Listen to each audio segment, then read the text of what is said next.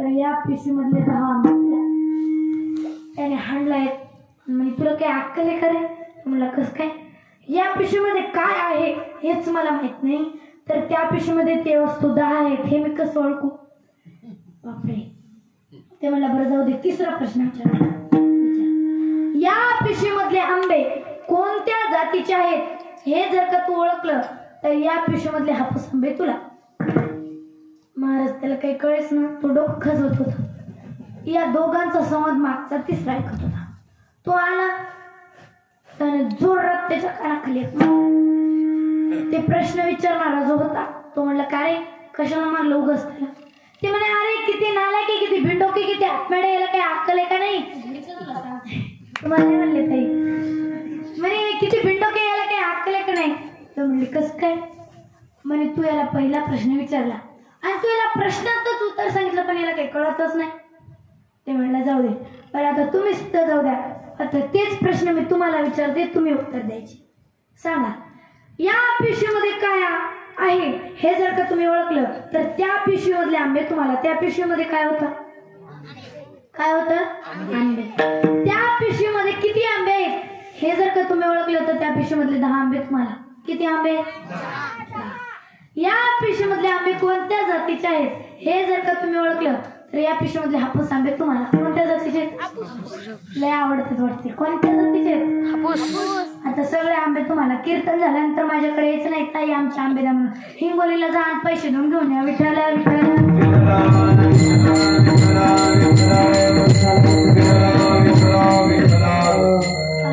मग असे हॅपमेड लोक त्यांचे डोके ठिकाणी राहण्यासाठी सुद्धा देवाला अवतार घ्यावा लागला.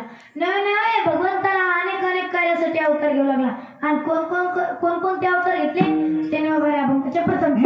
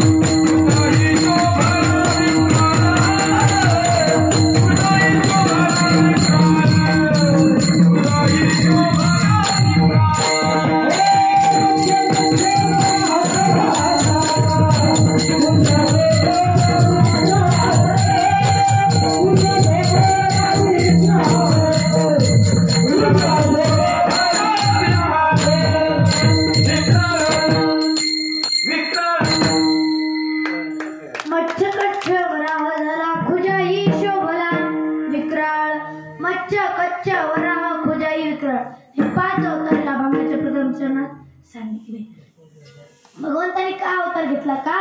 कारण पूर्वीच्या काळी अधर्म वाढला होता म्हणून देवाला अवतार घ्यावा लागला. मग असा अधर्म वाढवणारा पूर्वीचा काळ चांगला का?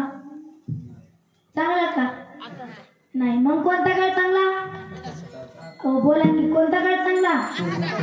आवडत नाही का तुम्हाला? चला निघा मग. पूर्वीच्या काळात आवडत नाही का? कोणता काळ चांगला? हो जरा मोठ्यानं बोला. या ताई आपली पार्टी कोणीच्याकडून जायची ना, आपली आपली. जरा मोठ्यानं बोला, या ताईंना ऐकू गेलं पाहिजे. कोणता काळ चांगला? कोणता काळ चांगला? आत्ताचा काळ चांगला असे आपले म्हणणे आहे. आता पूर्वीचा काळ कसा चांगला ते हरिभक्त पारायण सुप्रसिद्ध कीर्तनकार टीव्ही स्टार शिवकन्या दिदी बाबळे हे तुम्हाला पटवून देतील. विठ्ठला विठ्ठला.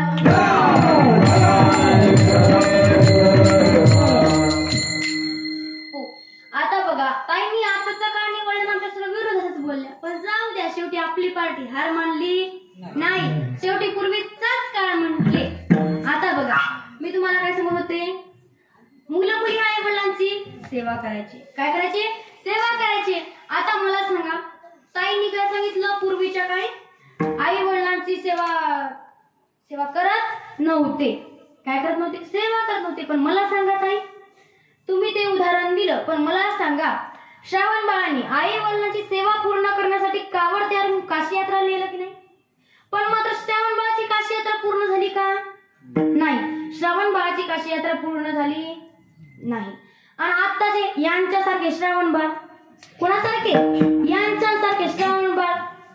अगं आई, तुला काय सांगू आई, तुला जराशी बी अक्कल नाही, तुला कळलंच नाही. अरे तुला का कळत नाही? तू काय म्हणतोस मला का कळत नाही?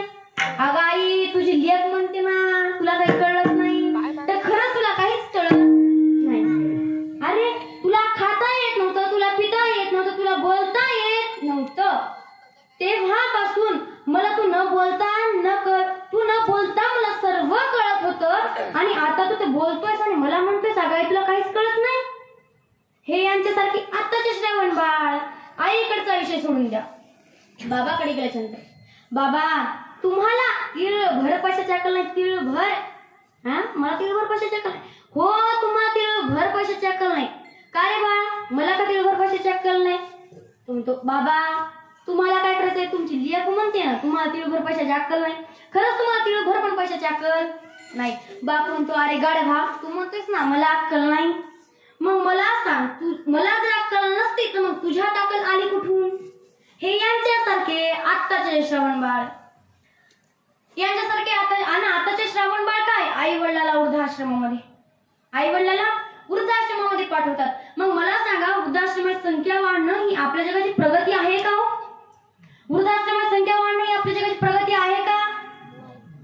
नाही. वृद्धाश्रमाची संख्या वाढणं ही आपल्या जगाची प्रगतीच नाही. नाहीतर तुम्ही म्हणसाल प्रगती नावाची मुलगी नाही. अहो, तर तुम्ही पुढे जर का जाऊन सांगायचं जर का झालं तर नाव काय? प्रगती. आखलेला अधोगती. नाव काय? शांताबाई. कोणती? डीजेवरची नाही, तर लगेच सुरू झाली इकडून तिकडून मारतीची करत जागा शांताबाई. डीजेवरची शांती नाही. नाव काय ठेवतील हे सांगता येत नाही. हो, मी तुम्हाला हे पटवून देते. नाव काय ठेवतील हे सांगताच येत नाही. नाव काय? गंगूबाई. तिला महिनाभर आंघोळ नाही. मग नाव काय ठेवतील काही सांगताच येत नाही. बघा, असंच मी 4थीला होते आणि माझी मैत्रीण, आम्ही दोघे जण एकाच बेंचावर बसायचो. आता ती कॅप्टन होती. एक दिवस सर ऑफिस मध्ये काम पडलं, तर म्हणली चटी उभी राहिली. म्हणली चटी तू काय करायची? जे बोलल त्याचे नाव लिही. बर म्हणली सर, त्याचं नावच चटी होतं. चटी जे बोलल त्याची नाव लिहायची. उभी राहिली आणि राहिल्याच्यानंतर सर 10 मिनिटं झाली तरी सर आलेच नाही. तिला वर्ग किती सांभाळता येणार? 4थीला होती. किती मिनिटं वर्ग सांभाळता येणार? लय करून 5-10 मिनिटं पुढे वर्गच सांभाळता येणार, पण सर मात्र आलेच नाही. तर मग अख्खा वर्गच बोलायला लागला. एक करता अख्खा वर्ग बोलायला लागला. 15 मिनिटं झाले, सर आले. सर म्हणले चड्डी उभी राह. कोण बोललं? चड्डी म्हणली सर मी सोडून सगळेच जण बोलले. सर म्हणले आता बाकीचे काय करा? चड्डी सोडून सगळेच जण उभे राहा. कळलं नाही तुम्हाला? चड्ड्या काढायला उभे राहिले महाराज. सरकार पुढे झाले ना, लेकरांना चड्ड्या काढल्या आणि उभे राहिले. नाव कुठं चड्डी ठेवायचं राहते का? नाव. अहो, तुम्हाला काय सांगायचं याच्या पुढे जर का जाऊन सांगायचं तुम्हाला आता कळालंय. बघ, श्रावण बाळांनी आई वडिलांची इच्छा पूर्ण करण्यासाठी कावड तयार केली की नाही? अहो, या महाराज लोक जरा लवकर जात नाही. बैरे येते मोठ्यांनी बोला. केलती की नाही? एवढंच नाही तर भक्त पुंडलिकांनी आई वडिलांची इच्छा पूर्ण करण्यासाठी एका मांडीवरती मातेचा आणि एका मांडीवरती पित्याचं डोकं घेतलं. म्हणजे आई वडिलांचं डोकं घेतलं आणि सेवा करत होते. सेवा करत असताना तेवढ्या तिथे भगवान महान परमात्मा तिथे आले. आणि तिथे आल्याच्या नंतर विचारलं, भक्त पुंडलिका तू सेवा करून आई वडिलांनाच काय तर मला सुद्धा करून सोडलंय. बोल तुझी काय इच्छा आहे? तेवढ्यात भक्त पुंडलिक म्हणतात, देवा मला इच्छा विचारू नकोस रे. आई वडील झोपलेली आहेत, मला इच्छा विचारू नकोस. आणि जी भक्त पुंडलिकाजवळ वीट होती तीच वीट फेकली आणि त्याच विटेवरती आता सुद्धा भगवान परमात्मा त्याच विटेवरती उभा आहे. कधीपासून? 28व्या युगापासून. फक्त कुणासाठी हो? भक्तांसाठी. फक्त कुणासाठी? भक्तांसाठी. अभंगाचे दुसरे चरण. भक्त प्रिय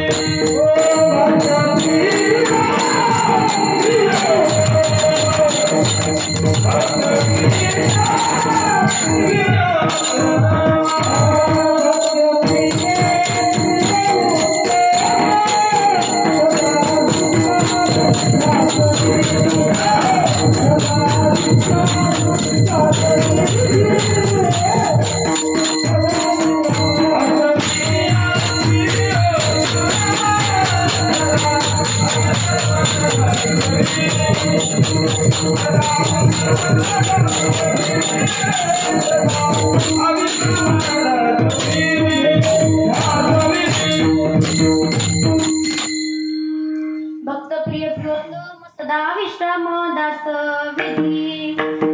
अहो बघा, भक्त पुंडलिकांनी आई वडिलांची इच्छा पूर्ण करण्यासाठी मांडीवरती डोकं घेतलं. भगवान परमात्मा आले आणि विटेवरती आता सुद्धा 28व्या युगापासून विटेवरती उभे आहेत. आणि ज्यांनी बघितले नसतील त्यांनी पंढरपूरला जाऊन आता सुद्धा बघू शकता. बरं, एकलेच मिनिटं रुक्मिणी मातेला घेऊन उभे आहे. आपल्या गावामध्ये काय चालू आहे? रामायण की भागवत? रामायण. मला सांगा, आपली बायको जर का, आता खरं सांगा, तुमच्या बायकोची चप्पल, आपली बायको जर का भागवत रामायणाची आरती करताना जर का उभी असेल तर तुम्हाला कितीदा कुचके घेते हो? करी संपत्ती, करी संपत्ती, करी संपत्ती, 3दा ते कुचके घेत असेल. घेते की नाही? 4 वेळेस. पा हे खरं बोलते. 4 वेळेस कुचके घेते. करी संपत्ती त्या नवला कुचकेच देत राहते. बघा, त्या नवऱ्याला किती खेप कुचके देत राहते. करी संपत्ती. आणि रुक्मिणी माता, पण मात्र रुक्मिणी माता आता सुद्धा भगवान परमात्म्यासोबत, पांडुरंगासोबत आता सुद्धा रुक्मिणी माता विटेवरती उभ्या आहे. आणि आपली बायको आपल्यासोबत 10 मिनिटं सुद्धा उभी राहत नाही. पण ते भक्त पुंडलिक ते पूर्वीच्या काळी होतं, हे आत्ताचा काळ. आताच्या काळामध्ये बायको कुचके घेते की नाही? घेते की नाही? घेते. हे पोरगा खरं बोललं बघा. फक्त एक पोरगा खरं बोललं, 4दा कुचके घेते म्हणून. आता मला सांगा महाराज, आणि ताईंनी उदाहरण काय दिलं की पूर्वीच्या काळी 1 नाही 2 नाही तर कित्येक लोक वारले गेले, कित्येक लोक वारल्या गेली. पण आता मला सांगा महाराज, जेव्हा या आत्ताच्या काळामध्ये महाभयंकरचा एक रोग होऊन गेला, करोना, त्याच्यामध्ये किती लोक वारले गेली? किती लोक मेली? 5-6 हजार लोक मेली. पण कोणत्या काळी? आत्ताच्या काळामध्ये. मग मला सांगा, आत्ताचा काळ चांगला की पूर्वीचा काळ चांगला? पूर्वीचा. कोणता काळ चांगला? पूर्वीचा. पार्टी बदलायची नाही बरं का. कोणता काळ चांगला? पूर्वीचाच काळ चांगला आहे. असे आपले म्हणणे आहे आणि मी ते तुम्हाला प्रमाणाविषयी उदाहरणासहित पटवून दिले की पूर्वीचा काळ कसा चांगला होता, पण मात्र आता या माणसाने आताचा काळ कसा चांगला आहे हे प्रमाणाविषयी उदाहरणासहित पटवून द्यावे की आताचा काळ कसा चांगला आहे. आणि याची काही किंमत पाहू. भजन करा विठ्ठल.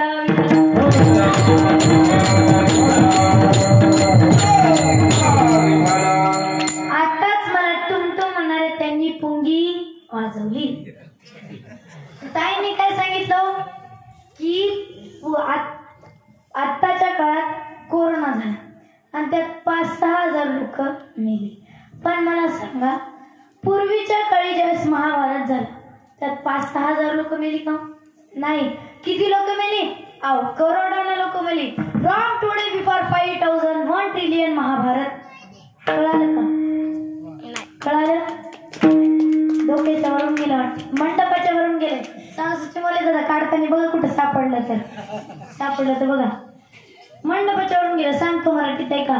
ज्यावेळेस महाभारत घडलं त्यावेळेस 1 नाही 2 नाही 3 नाही तर करोडो लोक मारले गेले. केव्हा? पूर्वीच्या काळी.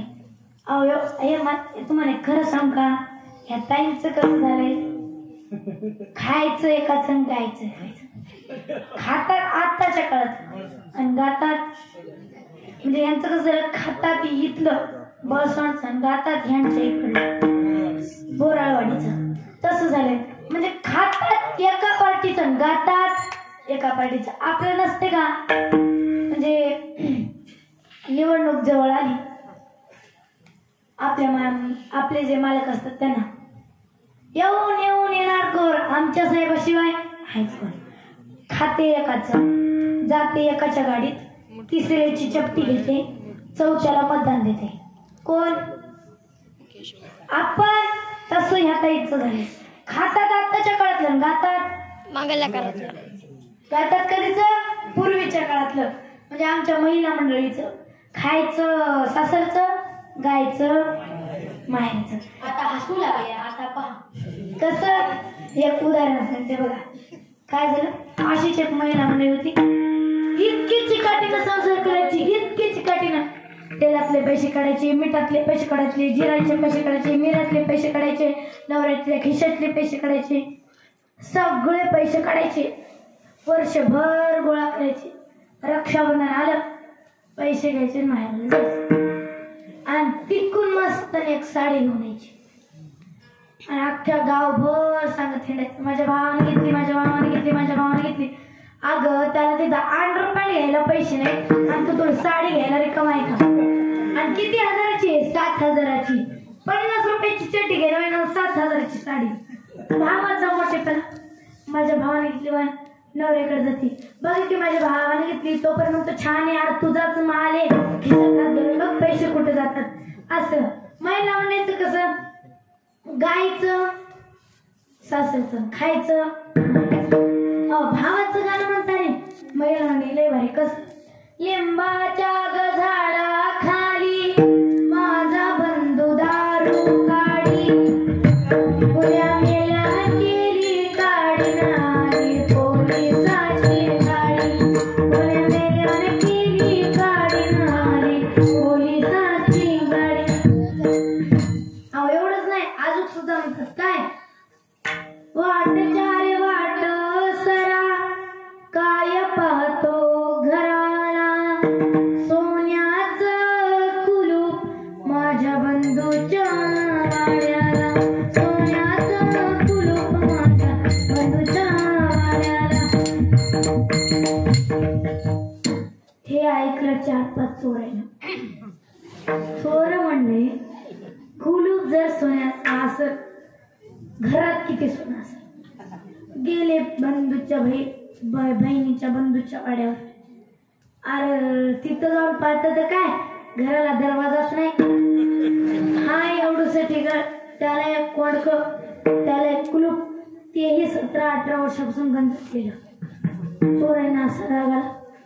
थोडं समोर आलं, त्यांना बाटल्या दिसल्या. पुरुष म्हणजे कशाच्या? गडूळ पाण्याच्या. गडूळ पाणी माहिती का? गडूळ पाणी माहित नाही. माहितीये ना, आता जे असतील तिकडल्या पार्टीचे त्यांना माहितीये. म्हणेला काही थोडं माहित नाही. बळीराम मला माहिती काय हातोरी करू लागली म्हणून माहित नाही बरं का. आता आम्ही स्वतः वारकरी, आम्हाला काय माहित नाही. आता जे घेत असतील त्यांना माहिती. गडूळ पाण्याच्या बाटल्या दिसल्या, चोरांना फारच राग आला. बळीराम महाराज विचारतात कस काय. अहो रिकाम्या होत्या, भरून असत्या तर खुश झाले असते. रिकाम्या बाटल्या होत्या. गेले बंधूच्या बहिणीकडे, बुचड्याला धरलं. बद बद बद बद असं मार होते तर धराव का नाही वेली ना बिचारी. पण ह्यांना वाटलं मी जर तिथे गेलो तर मला मारतील म्हणून जरा मागे. चोराने अशी मारली, मोकळीच केली. तेवढे म्हणले ए मुर्द्या कशाला मारता. चोर म्हणले का ग, तू ज्यावेळेस गाणं म्हणत होती भावाचं, लय शहाणपणा सांगत होती, सोन्याचं कुलूप माझ्या बंधूच्या वाड्याला, आणि तिथं जाऊन बघितलं तर लोखंडाचं तेही गंजाटलेलं, अशी हाणली. तेवढ्यात ती बाई म्हणली हाना मुर्दे हो, तुम्हाला जेवढा हातायचं तेवढा हाना. तुमच्यापेक्षा रोज मानवर आम्हाला दारू पण आणतो हा. असं आपली महिला म्हणायचं विठ्ठल विठ्ठल.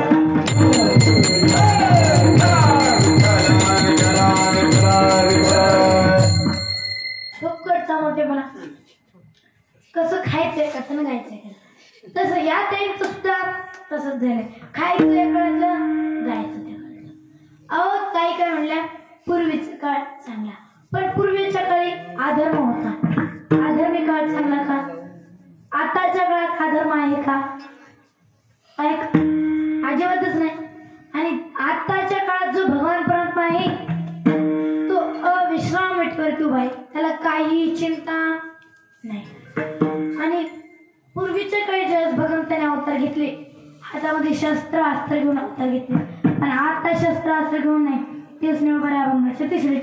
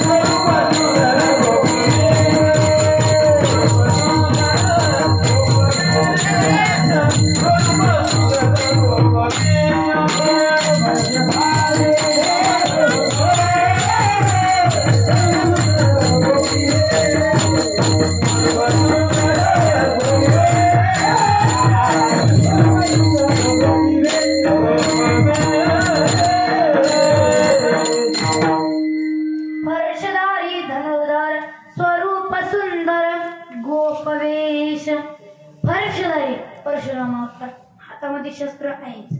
धनुर्धर राम अवतार, हातामध्ये शस्त्र धनुष्यबाण. स्वरूप सुंदर गोपवेश कृष्ण अवतार, ज्या ज्या अवतारात पूर्वीच्या काळी भगवंताने अवतार घेतले हातामध्ये शस्त्र आहे, पण आताच्या काळात जो भगवान परमात्मा आहे तो म्हणजे पंढरीचा पांडुरंग विठ्ठल, त्याच्या हातामध्ये शस्त्र नाही. तुम्ही पंढरपूरला गेल्यानंतर बघा भगवंताचे हात कुठे आहेत? कुठे आहेत? हातामध्ये काही शस्त्र अस्त्र आहे का? नाही. त्याच भगवान परमात्म्याचं आपण सर्वजण एकदा चिंतन करूया. सर्वांनी हात पुढे घ्यायचे, सर्वांनी गोट्यावरचे गोट्यावरचे कट्यावरचे खाली बसलेले वरी बसलेले सर्वांनी हात पुढे घ्यायचे. फक्त मृदंगाचार्य आणि टाळकरी